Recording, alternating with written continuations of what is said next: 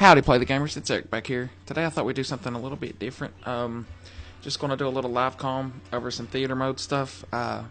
It's a little gameplay I did with a sub. Her name's Mel Poppins. She's alright. But anyway, I thought I'd do a little live comm about DLC4 because the day is nearly upon us, and I feel as though the way TREYARCH perform in this DLC is really going to determine the entire taste of Black Ops 2, in my opinion, because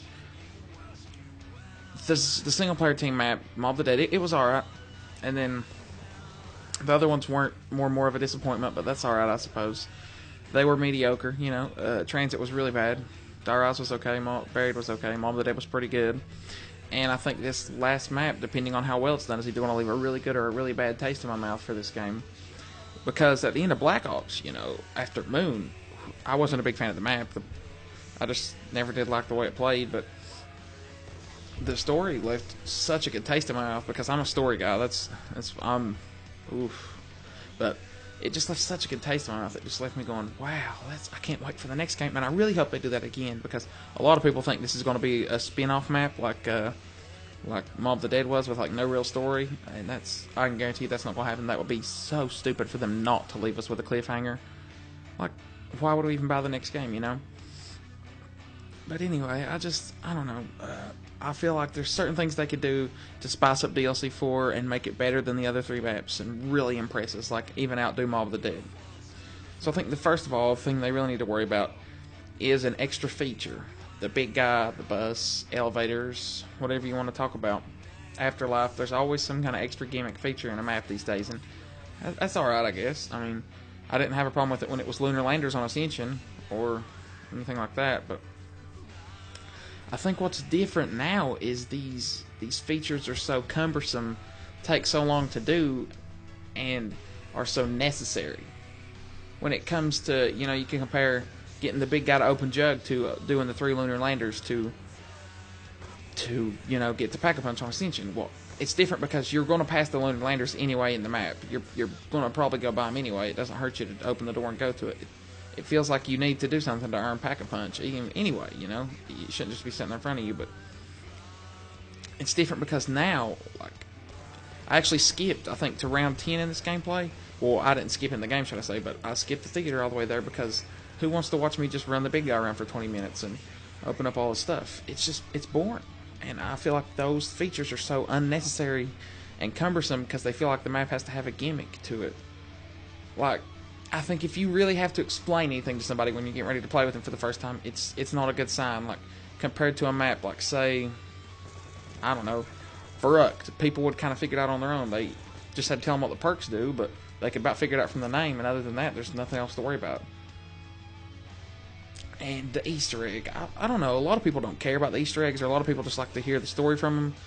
But personally, I think the Easter egg can really make or break a map. Please make this Easter egg doable in solo, Treyarch. I'm such a solo player. I don't like other people. And I really like to do Easter eggs, so solo Easter eggs are nice. Call of the Dead was one of my favorites because the reward was permanent. That carries me on. Preferably a good reward for the Easter egg. All perks permanently. If you don't want to do that in solo, fine and dandy, whatever. Just give me something cool. Like the Call of the Dead had a permanent reward for doing it in solo. It wasn't as good of a reward as you got for doing it in multiplayer, but it was a reward nonetheless. And I think with the old characters coming back, they have a chance to redeem themselves.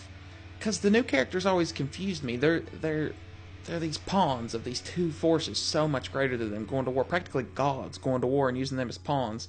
Yet they just seem to not care. All they want to do is spit one-liners and make jokes.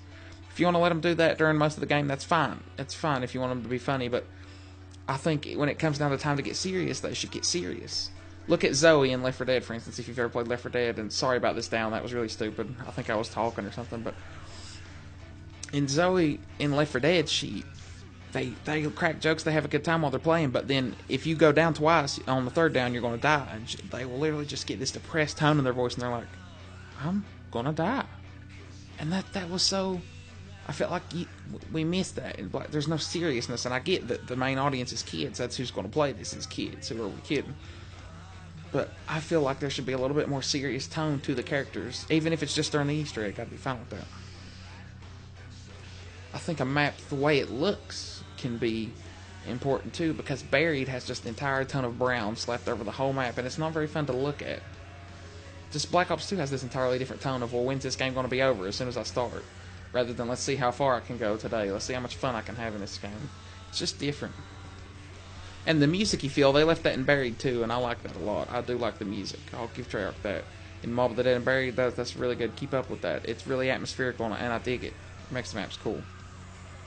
And if you're going to come up with a new perk, don't make it crappy. Don't make it a clone of another perk like Who's Who and Tombstone. Don't try to improve a perk by making another perk that does the same thing. Or if you don't want to make a new perk at all, that'd really be fine. Bring back PhD if you want. It's a little overpowered in my opinion, but hey, whatever. More power to you. And I'm telling you, the ghost right here actually reminds me of something. A way to get more than 4 perks in a map is awesome to me.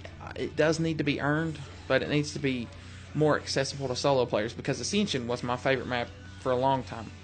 But what lost me on it was the monkeys. I know there's a way you can specially open doors and be able to defend perks and stuff, but I don't know. I just like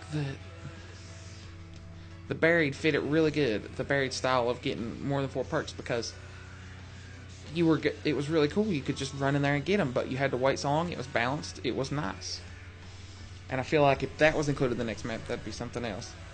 But the most important thing, absolutely, to do is to not make the story, like, not try to leave us on a cliffhanger, but do it so totally wrong that we're all just like, what is this even coming to? Because I get they had to abandon the whole Nazi thing. That was my favorite part.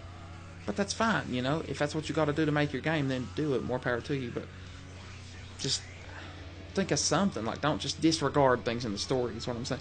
Explain things. Answer some questions, but leave us with more. I don't know how to explain it. Just answer some questions. Give us answers, but leave us with more questions than answers. Like Moon Easter egg. We finally understood what Richtofen's goals were in these other maps. Why Eddie is a liar. Why this. But now what's he going to do? What was his plan all along? It just left us with more questions than answers. Not the questions like, why are we powering up this stupid tower? Or why are we doing this? Why are we doing that? It's just, you really have a chance here, Treyarch, and I'm putting my faith in you to actually not make something completely terrible this time. So thank you for watching, and leave a like if you enjoyed the video. If you didn't, sorry. Comment if you want to see more. Comment about what else you want to see. And subscribe if you really like our content. So again, thanks for watching, and I'll see you guys next time. Peace.